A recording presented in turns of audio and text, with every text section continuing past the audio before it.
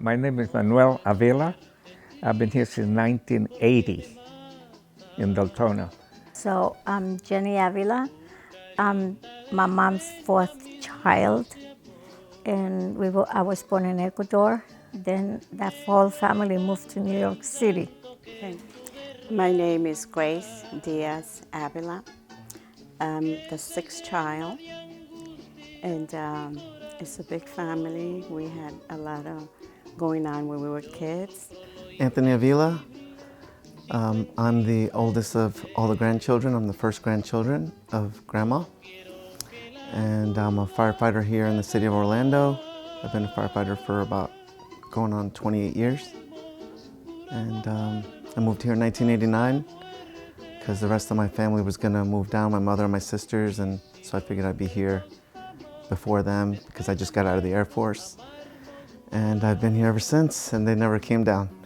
Hi, I'm Megan O'Connell, and I am the third oldest great-grandchild out of 17. And I live, I'm the closest to her locally. When I was 15 years old, we moved to the U.S. So we live in Ecuador since 1940 to 1955. Yes. And my father had an uncle, his brother lived in New York City, and he decided to take the whole family to the U.S. And we're very grateful for that. Oh, we had a three-bedroom apartment, a large apartment, living room, kitchen, bathroom, one bathroom. The only thing I remember is that when we would go out with my mom and dad and all of us, people will start counting 1, 2, 3, 6, 7, 8. 8 of us, including mom and dad, and we were all holding hands, so none of us will get lost. En Nueva York fue a trabajar también, a trabajar. Yo nunca estuve ociosa. Yo entraba por todo, menos por robar. Eso sí. Sí, yo trabajaba por todo. Entré primero en las factorías de ropa de mujer. Entonces, eran con muchas máquinas, muchas mujeres y hasta hombres a veces. Yo creo que también hasta hombres trabajaban ahí con mujeres y todo eso. Pues yo dije, no, aquí nadie me conoce. Fue lo primero que yo dije, aquí nadie me conoce. Así es que me meto a trabajar en factoría. Y así empecé. Y seguí y aprendí más. Y pues de allí fue que ya yo fui suficiente, trabajando en costuras de mujeres, de hombres, de niños, en toda clase de factorías. Yo trabajé allí. Entonces allí aprendí mucho también, aprendí mucho. Y después... I was scared of my mom, period. Yes, she was so strict. And when one of us got hit, all of us got hit. No matter who did what, that's the way it was. And also when eating time came, if we complained that we didn't like this, the next day she will make the same thing. So we have no complaints about the food. Oh, she was very strict. But she was good. We were punished, but punished that for a little bit, and then, I did one thing when I was young, and I really got a nice beating. I cut my sister's hair. I cut it from long hair to short, and she was like this. But my sister and I, we got under the bed, and she found us. I didn't grow up with my grandmother because they lived down here. My parents were divorced, so I lived in New York most of my life, or not anymore. In most of my life, I've been here now more than there, I think. But so I wasn't around in the younger childhood ages with my grandmother, like my cousins were that lived here. But I know when I moved down and I was, my early 20s, and my other cousin who lived with her at the time, and she was very, very strict with him. And probably my greatest memory of that time frame as to how strict she was I didn't think she liked me that much because she felt like maybe I was a bad influence on him. Because I would take him out and go to the beach, and this was basically her son almost. So, but it was very funny, and we laugh about it to this day.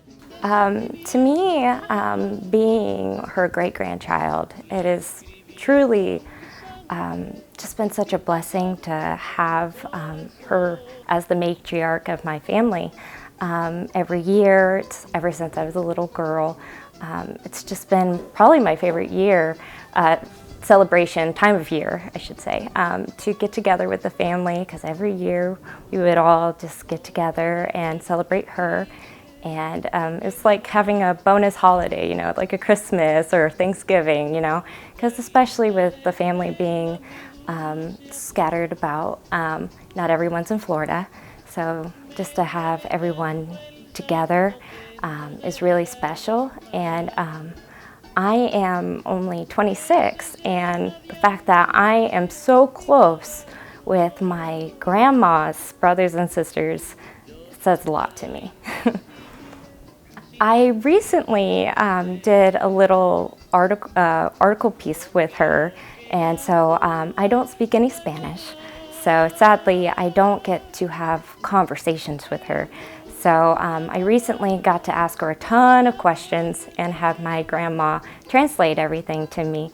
And I think one of her most favorite things that we asked her is what advice she would give to us when we become parents. And she lit up, she had so much to say. Well, basically she said that siblings should never fight, that they should stay close together as a family, and to have rules. I know she was pretty strict, and really what was funny is that she laughed, and because she had a nanny, and she would say it was kind of easy. So I would say get some help if I need it. As a child, my mother had a babysitter for us, and because she worked, and she had somebody that would cook and clean the house and do the laundry and ironing. Yo siempre trabajando, en cualquier trabajo que habría en una factoría de tal cosa, de pantalones de hombres o de camisas, de cualquier artículo. Yo entré a trabajar y después de allí ya fui hasta maestra. Yeah, she was a principal back in Ecuador. Yeah, but here in the U.S. She couldn't do anything because of the language. Yeah. Fui maestra después y yo dije, y aquí sí que me va a salir ¿cómo voy a hacer? Pues yo siempre salía bien. We started celebrating when she was 100. Every 5 years, we have a big celebration, and usually we did them every 5 years at the Embassy Suite in Altamont Spring with the DJ, everything like a normal party and dinner. And in between those years, we took her out to a nice restaurant, even to Orlando. Yeah, that's how we did it. But this year, because of the pandemic, we just Zoom. And we did a shot. She likes a drink. En primer lugar, yo nunca fui borracha. Eso me cuidé de eso. Nunca, nunca yo fui borracha. One time we had a cruise when she was 100. We all took a cruise with her to the Bahamas. Yeah. Oh, one time she had a stripper. On her 90th birthday, she had a stripper. And she goes, well, yeah, it was fun. But they told him not to take anything off. And she says, why didn't he take his clothes off? Because they told him not to. That was funny.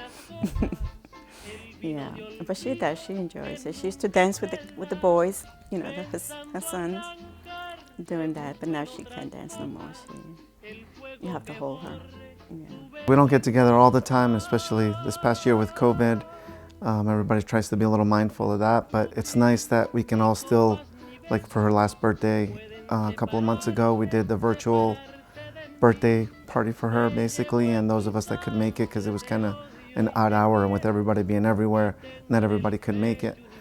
But it's nice being close, and it's nice that my grandmother, or my aunt and my uncle, that they take care of her, because I don't think if it wasn't for that, I don't think we would be blessed with having her around. You know, they really put a lot of love in what they do, and it's not an easy task. We're glad that she's still here. She has, of all her nieces that are much older, there's one living in New York. Everyone else died within the past 2 years. And on my father's side, yeah, they're the girls. We never knew them, my father's sisters, but they reached almost 198, around there. And her family, my mother's the only one that's still here. It is very special, and you know, just to listen to all of her memories from, you know, when she lived in Ecuador, when she lived in New York, growing up. I mean, she doesn't tell you everything, and she doesn't maybe know everything that's out there, you know, from being in the house most of the time and not really getting out. We try to take her out every now and then, but just to imagine everything that has happened in the world since she was alive the whole time, you know, from having nothing to TVs to space to everything now.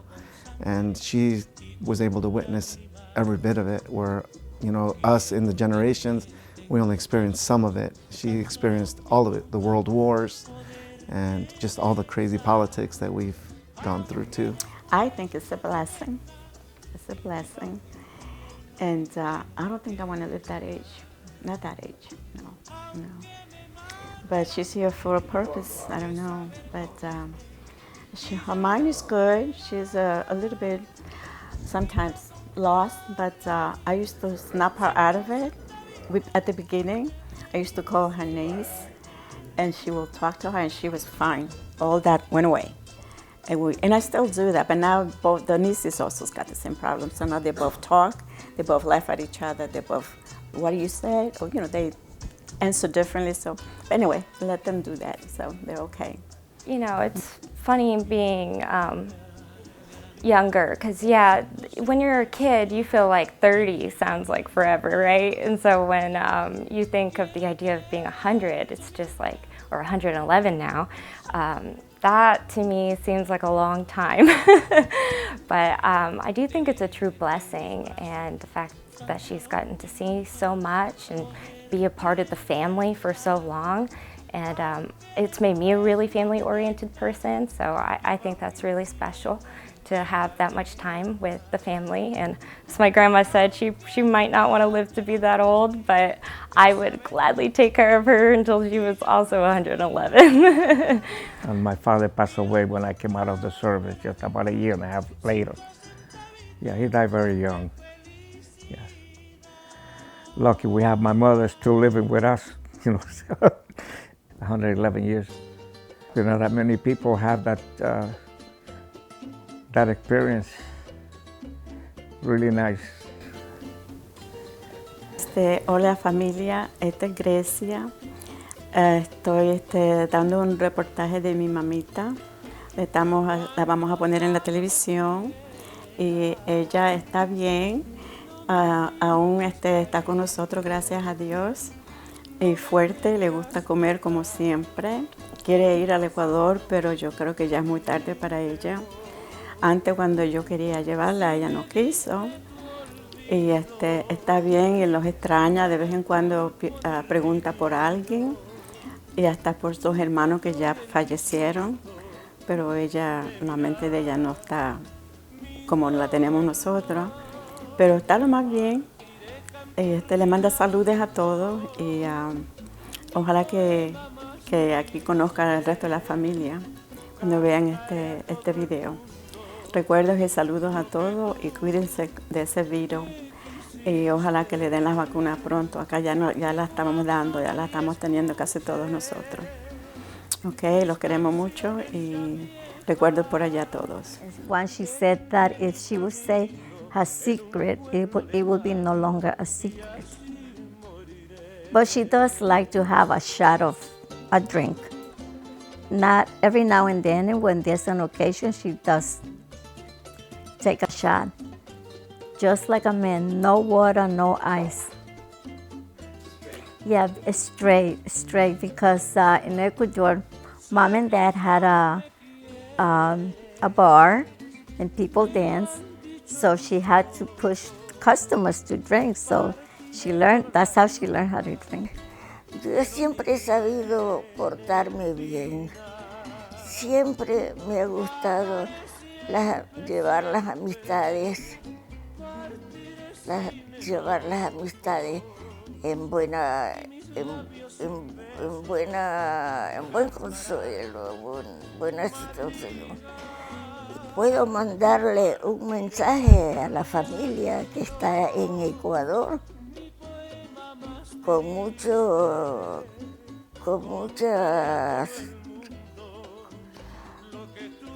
Les digo que les tengo a ella mucho aprecio porque siempre nos hemos llevado bien, nunca hemos estado con disgustos por una cosa ni por otra.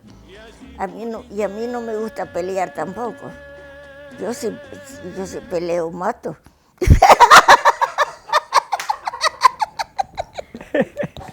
Yeah, well, she was very rough with us, but we're not complaining. I'm not complaining. Yeah.